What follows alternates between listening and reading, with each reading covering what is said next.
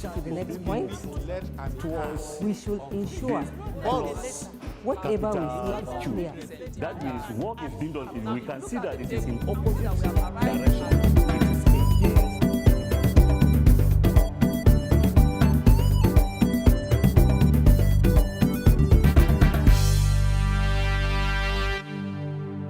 My wonderful viewers, listeners, and learners at home, you're welcome once again to the Kaduna State Ministry of Education radio, television, e-learning platform. My name is Mr. Philip Mamman, your chemistry teacher. And today in chemistry, I will be taking you through organic chemistry. And remember in my last lesson, I said the alkanols is divided into two series. So today is series 2 of alkanols. Follow me from where we stopped last class or last lesson. Remember in our last lesson, we did define what alkanols are. We said that they are organic compounds that contains carbon, hydrogen, and oxygen. And they have a general molecular formula of CnH2n plus 1OH, where the n is a whole number, such that if n is equal to 1, is the first member methanol. If you substitute 1 in that molecular formula, you have CH3OH. We also try to look at the classification of alkanol. We say alkanols can be classified based on the number of OH. If they have one OH, they are called monohydric alkanol. If they have more than one OH, they are called polyhydric alkanols. And polyhydric alkanols can be divided into two. Dihydric alkanol, that means having two OH, and trihydric alkanols having three OHs. And I gave an example of monohydric alkanol. I mentioned ethanol. Then I gave an example of dihydric alkanol as propan 1,2-diol. Then I gave example of trihydric alkanol as propan 1,2,3-triol. Now, we also went ahead to look at the different type of monohydric alkanol. We say monohydric alkanol can be divided into primary, which is first degree alkanol, secondary, which is second degree alkanol, and tertiary alkanols. And we say in the primary alkanols, the carbon atom that is carrying the OH group is attached to only one other alkyl group or one carbon atom. Or in other words, the carbon atom carrying the OH group is attached to two hydrogen atoms. But for a secondary alkanol, the carbon atom that is carrying the OH group is in turn attached to two alkyl groups, both front and back, or is attached to two carbon atoms or one hydrogen atom. And lastly, the tertiary alkanols have the carbon atom carrying the OH group attached to all three alkyl group or three carbon atom, or we say is attached to no hydrogen atoms at all. I'm sure I have refreshed your memory. We went further to look at the IUPAC nomenclature of alkanol. And we say you must observe the longest chain rule, which says identify the longest chain and give it the parent name. And I say if the longest chain is 7 carbon atom, it becomes heptanol. Remember, you can always indicate the position of the OH group. If the OH group is on carbon number 2, it becomes heptan2-ol. Now, how do we know the position of the OH group? By following the numbering rule. The numbering should be done in such a way that the functional group, which is the OH, is given the lowest number. Then we have the alphabetical order rule and the comma and hyphen rule. Today, we'll be looking at laboratory method of preparation of alkanols. Now, one of the methods you can prepare alkanol in the laboratory is through hydration of alkenes. An alkene is a double-bonded hydrocarbon with general molecular formula of CnH2n. So if you are picking, for instance, ethene, you treat it with tetraoxosulfate 6 acid to get ethyl hydrogen tetraoxosulfate 6. It is the ethyl hydrogen tetraoxosulfate 6 that is treated with water to give you your ethanol and your tetraoxosulfate 6 acid. So we say ethene is bubbled through concentrated tetraoxosulfate 6 acid at a temperature of 80 degrees centigrade under pressure. And ethyl hydrogen tetraoxosulfate 6 is obtained, which is treated with water to give ethanol on distillation. That's how you can get ethanol in the laboratory. Remember, you can get other members of the homologous series following the same procedure. We know members of homologous series have similar method of preparation. That's one of the properties of homologous series. Then industrially, how do we prepare alkanols? Now, There are activities that we carry out in our houses, which is similar to this. Those of you that make kunu at home, or those people that make local brews like burukutu, as the case might be, they follow this procedure. Usually it's through a process called fermentation of starch. Starchy material can be your maize, guinea corn, millet, cassava, yam, rice, sugarcane, as the case might be. Any of these materials can be applied in this process. Now, what is fermentation?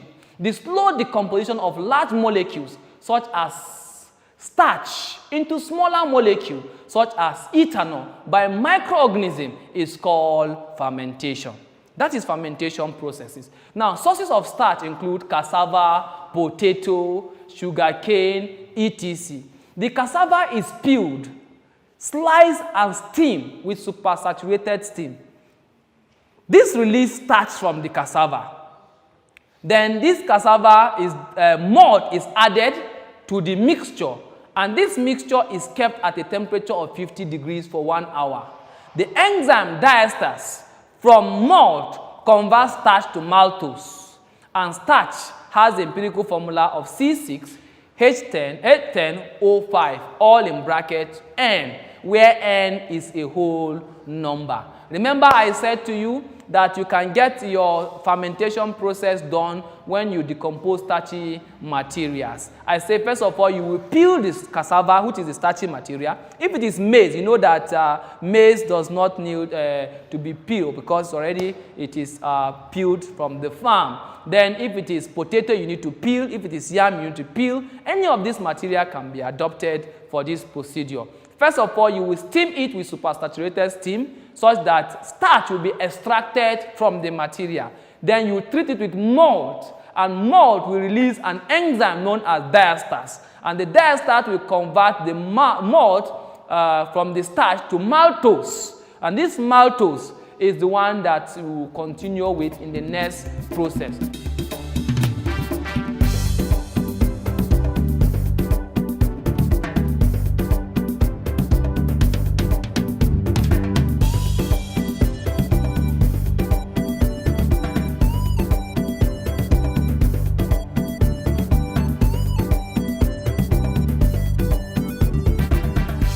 Now, you can see the starch there.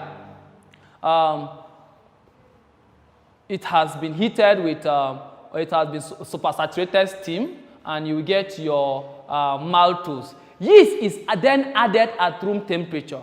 The enzyme maltase from yeast convert the maltose to glucose. So you can see your glucose there as it has been portrayed on the equation. That means from your maltose, after being reacted with maltase, an enzyme, it will convert the maltose to glucose. And your glucose is glucose and fructose. And eventually, this another enzyme, zymase, also from yeast, convert glucose to ethanol and carbon dioxide. I will take that again. I said that when your cassava is peeled and heated with supersaturated steam.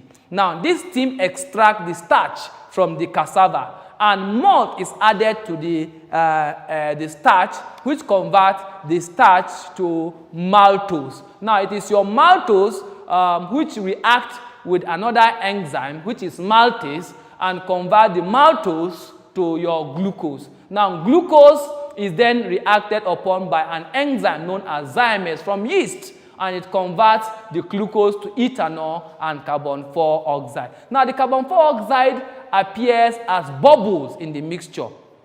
The resulting liquid mixture, which contains about 18% ethanol, is fractionally distilled to obtain ethanol. The ethanol obtained is about 95% pure at that process. Now, you can also get it typically from sugarcane, but look at it. A typical alkanol, ethanol, is a colorless liquid and volatile.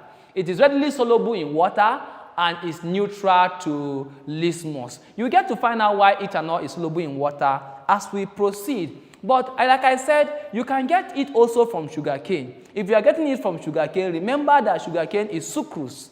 you don't have to follow through the process of converting starch. Already is sucrose, which is a disaccharide or oligosaccharide. So when the sucrose react with water, an enzyme in vertex at 30 degrees convert it directly into glucose and fructose. And it is this glucose that is acted upon by zyme, which is an enzyme, and it convert it to ethanol and carbon 4 oxide. Like I said earlier on, the solution is subjected to fractional distillation to obtain a fraction containing about 95.6% of ethanol. This could further be dehydrated to obtain absolute ethanol with 99.5 degrees. Ethanol with use of calcium oxide. So this is so far how we can prepare ethanol in the laboratory. Like I said, in a homologous series, they have similar method of preparation. So other members of the homologous series can be prepared as well. Now, the physical properties of alkanols.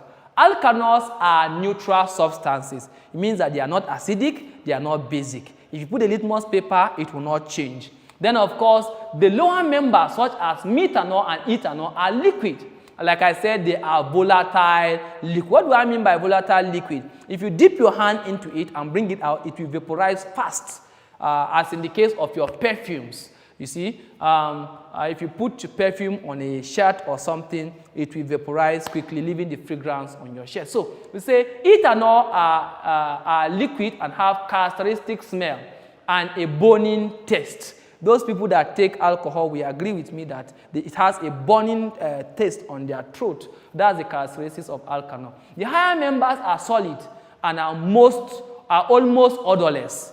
Alkanol generally has high boiling point because of extensive hydrogen bond.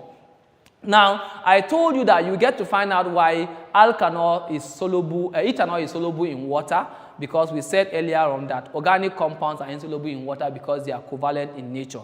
But alkanols has hydrogen bond because of the bond between the oxygen and hydrogen in the OH. And that hydrogen bond is responsible for their high boiling point and also responsible for their solubility in water. Remember that this boiling point increases with an increased carbon number. That means from ethanol to propanol to butanol to pentanol. In that sequence, the boiling point increases, such that boiling point of ethanol and butanol is 78 degrees centigrade and 118 degrees centigrade respectively.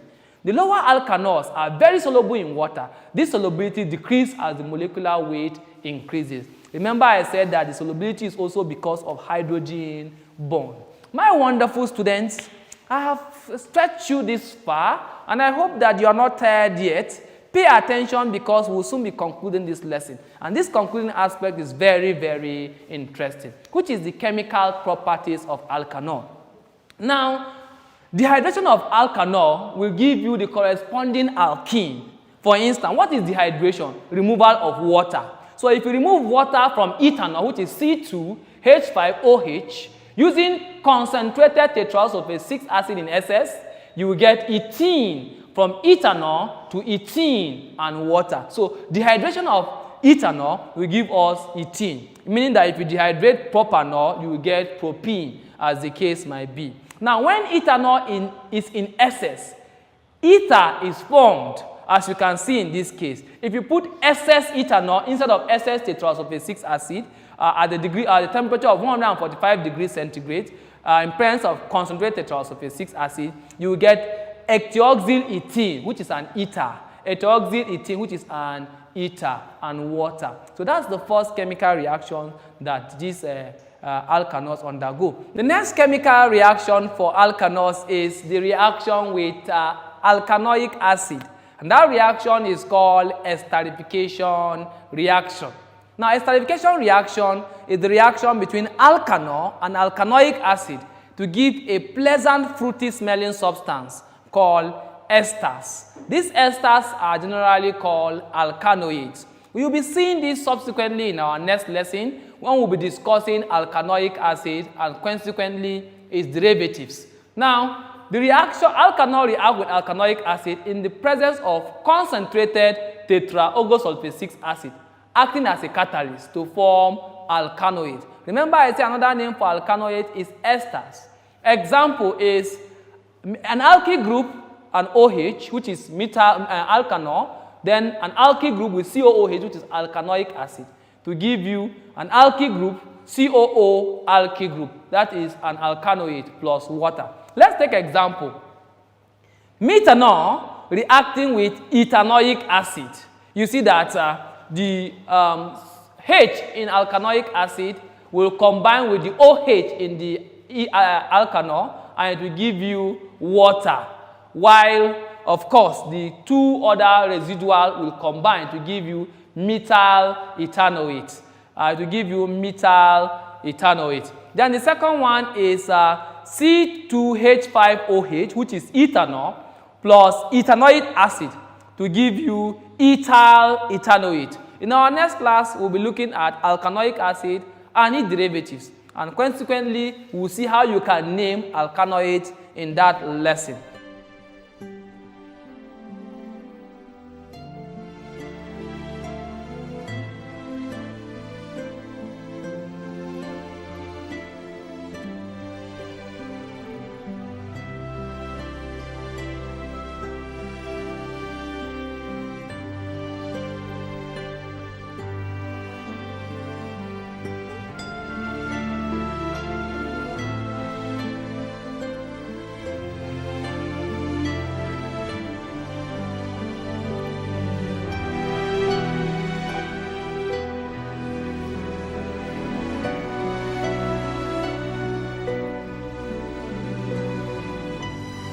Now, the other reaction is oxidation of alkanols.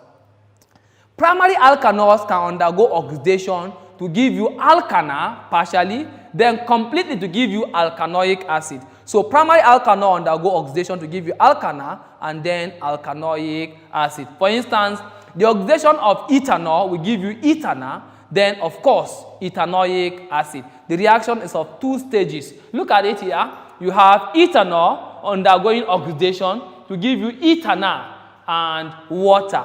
Now this ethana and water will undergo further oxidation to give you ethanoic acid. That's the other one. So for secondary alkanols, as you can see here, ethanol will undergo oxidation, complete oxidation to give you ethanoic acid and water, as the case might be. And propanol can undergo complete oxidation to give you propanoic acid and water. So generally, I said that primary alkanol can undergo oxidation to give you alkana, then alkanoic acid, as I've been mentioned. Then secondary alkanol can undergo oxidation to give you alkanones. Now if you look at the equation, you will see the example there. Propan-2-ol, which is a secondary alkanol, can undergo oxidation to give you propanone. A propanone, formerly the alkanones were known as ketones. So we have the aldehyde, which is alkana, and the ketones, which are the alkanones plus water. Tertiary alkanol does not undergo oxidation under ordinary conditions. And that is why you have seen the oxidation of primary alkanols to give you alkanol and alkanoic acid. And of course, the oxidation of secondary alkanol to give you alkanol, to give you alkanones. So, oxidation of dicarboxylic acid.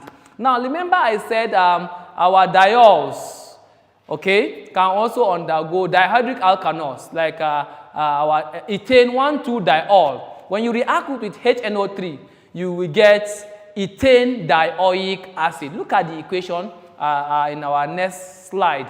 Look at it. Ethane 1,2-diol plus 4 molecules of oxygen, or plus oxygen in the oxidation process, you will find it will give you ethane 1,2-dioic acid plus water. I'll quickly take this reaction because it came out in the just concluded WAEC examination under the practical aspect, where you were to test for the functional group alkanol. It's called the iodoform reaction. This reaction, this is a reaction whereby a mixture of ethanol, a few crystals of iodine, and washing soda is heated at 70 degrees to give a pale yellow crystal triiodomethane, which is known as iodofoam. On standing, methanol does not give the similar reaction. Hence, a test for distinguishing between ethanol and methanol, or primary alkanol and secondary alkanol. As the statement has said, only ethanol undergo this reaction in the primary alkanol. So you can also use it to identify ethanol and also secondary alkanols. Now, we'll be rounding up our lesson by looking at the assignment. That is the test for alkanol that we have said earlier on. But before I go to that, I just want to run down what I have said earlier on. Remember, I told you that alkanol are organic compounds that contain carbon, hydrogen, and oxygen. They have a general molecular formula of CnH2n plus 1 OH. And they can be classified into monohydric and polyhydric. Remember, I said monohydric alkanol has only 1 OH, and polyhydric alkanol has 2 OH in dihydric and 3 OH in trihydric. I said monohydric alkanol can be divided into primary, secondary, and tertiary alkanol. And I said in primary alkanol, the carbon atom that is carrying the OH group is in turn bonded to 2 other carbon atoms, or is in turn bonded to 2 alkyl groups. Or is, in primary alkanol, the carbon atom that is carrying the OH group is in turn bonded to 1 other carbon atom, or is in turn bonded to 2 hydrogen atoms. Like I said, that's the primary alkanol. Then the secondary alkanol, the carbon atom that is carrying the OH group is in turn bonded to 2 other carbons, or 2 alkyl group, or 1 hydrogen atom. And lastly, the tertiary alkanol, the carbon atom carrying the OH group is in turn bonded to 3 other carbon atoms, or no hydrogen atoms at all. Then we went further to look at the IUPAC nomenclature of alkanol. Remember, I said obey the longest chain rule, then the numbering rule. Longest chain rule states that identify the longest chain and give it the parent name. The numbering rule states that numbering is done in such a way that the functional group, which is the OH, is given the lowest number. Then we say the alphabetical order rule. When you have alkyl groups, they should be arranged in order of increasing alphabet. Then lastly, we say numbers are separated by commas, and number and alphabet is separated by a hyphen. We look at the method of preparation of alkanols. We say alkanols can be prepared in the laboratory by the reaction of an alkene with water via concentrated tetraogosulfate 6 acid. For instance, ethene can react with concentrated tetrasulfuric acid to give you ethyl hydrogen tetrasulfate 6, then later with water to give you ethanol and water. Now finally, I would like to stop here and give you my assignment for the day. It says, write the general molecular formula, condensed formula, structural formula, and name of the first 10 members of the alkanol family. Then number 2 says, give 1 example each of the following: monohydric, dihydric, trihydric alkanol. 2, primary, secondary, and tertiary alkanol. Number 3, describe the preparation of ethanol starting from cassava. Then lastly, write the complete balance equation of the oxidation of primary, secondary, and tertiary alkanol. You have done well sitting to listen to me this wonderful day. I hope you will make use of those things that you have learned.